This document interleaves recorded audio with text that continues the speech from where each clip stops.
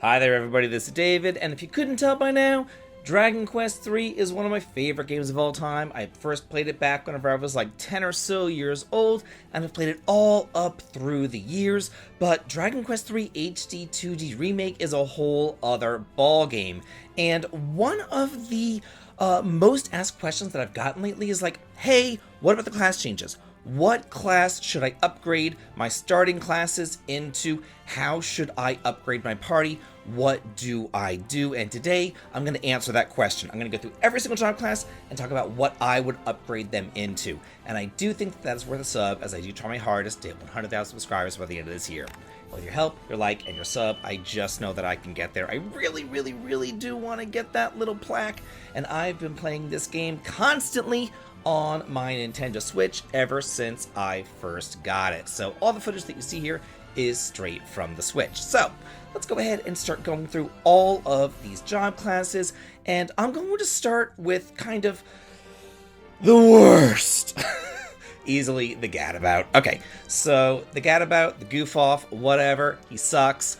He only really has one silver lining, and that is that he can turn into a sage without the words of wisdom. So the obvious upgrade that you want to do is to turn him into a sage, but you might not want to do that immediately upon turning level 20. This is completely up to you, but he does actually get some kind of secret abilities later on past level 20. At level 22, he gets the Kamikaze Dance, which allows him to sacrifice himself in order to fully revive the rest of the party. I don't think that that's so hot, but at level 37, he gets the Hustle Dance, which he can use as a full heal, well, not a full heal, but it's kind of like a multi-heal for the party, healing about 70 to 80 HP for all of the party members. Then, even after that, he pretty much gets oomph for magic. He gets an ability that doubles his magical power at level 45, basically cementing him as the perfect sage. So that is definitely how I would recommend upgrading the Gadabout. Next, I want to go over some more esoteric job classes, like the Merchant.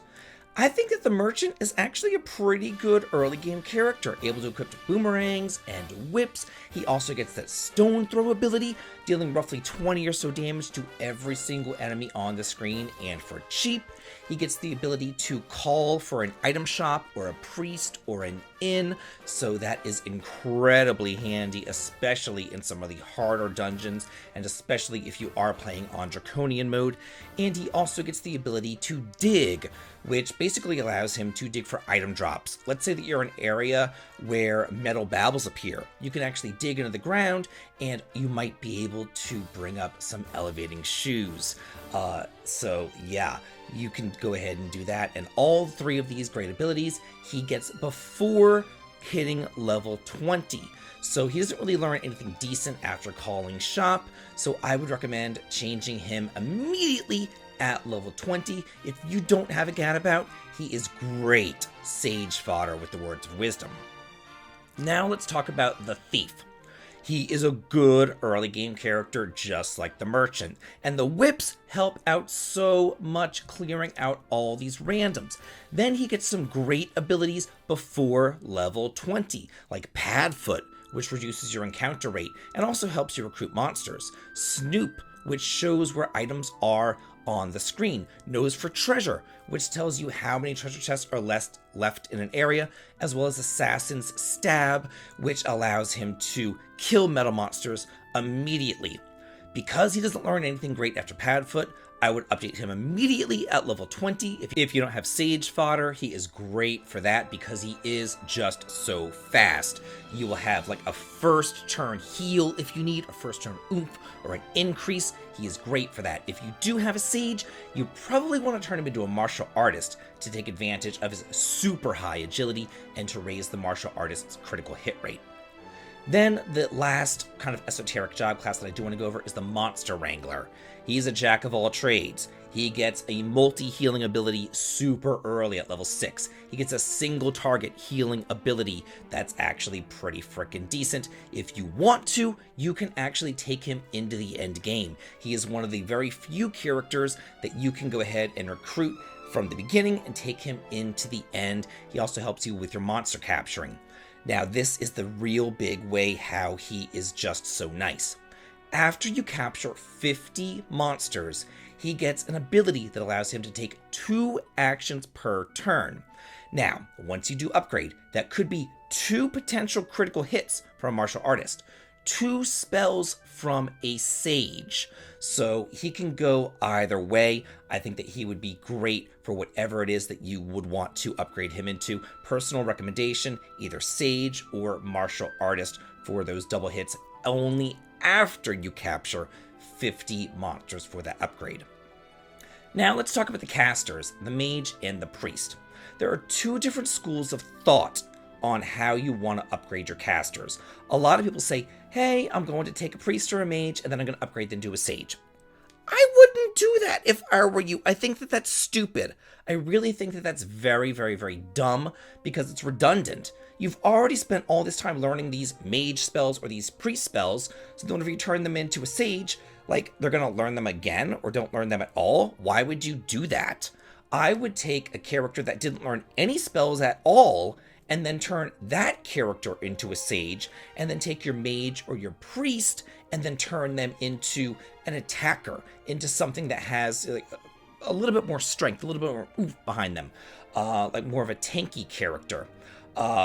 Especially if you want to change them into a martial artist or a thief or a monster wrangler with the mage, so that something like oomph or increase can go off first, or getting a heal off first, or a revive off first. Getting those off quickly is very, very, very important. So if you want to take one of your casters and turn them into a faster job class, that can be very, very, very handy. Also, if you have a priest, I think that it's kind of fun to make like a paladin type class. You start them off as a priest, then you turn them into a warrior, so that way they're very survivable. They can go ahead and they can survive whatever the monsters have to throw at them. They're very, very, very tanky, and then they'll be able to sit there and heal. There's something to be said about getting a last turn heal off too. Let's say you have a really fast character getting a first turn heal off, then the monster attacks, and then you also need that last turn heal, especially if you're using something like follow orders with the tactics to get off a multi-heal or heal us all with a more tanky type of character if you do upgrade your priest into a warrior. Now I want to talk about the 2 last melee classes, the warrior and the martial artist. To me, both of these guys, they're upgrade classes. They're not really classes that you want to start the game off with because they are single target attackers.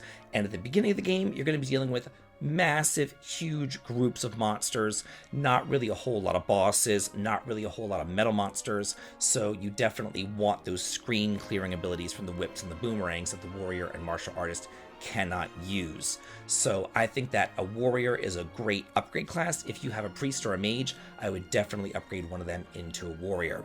And then finally, the martial artist. He's good for the early game because he's really cheap to have around. Claws are cheap, his clothing is cheap. But honestly, I think that he's best for the late game. Whenever his agility skyrockets, his levels go up, his critical hit rates go up, you have more bosses that you have to fight, and you have more metal monsters that you have to fight. So I think that having a nice martial artist, maybe if you have a priest, upgrade that into a martial artist, or a mage, upgrade that into a martial artist, is definitely the way to go. I do hope that this video gave some insight into class changes, how you might want to look at formulating your party, and if it did, be sure to leave a like, a comment, and a sub. It helps me out a ton, and as always, have a good day, y'all.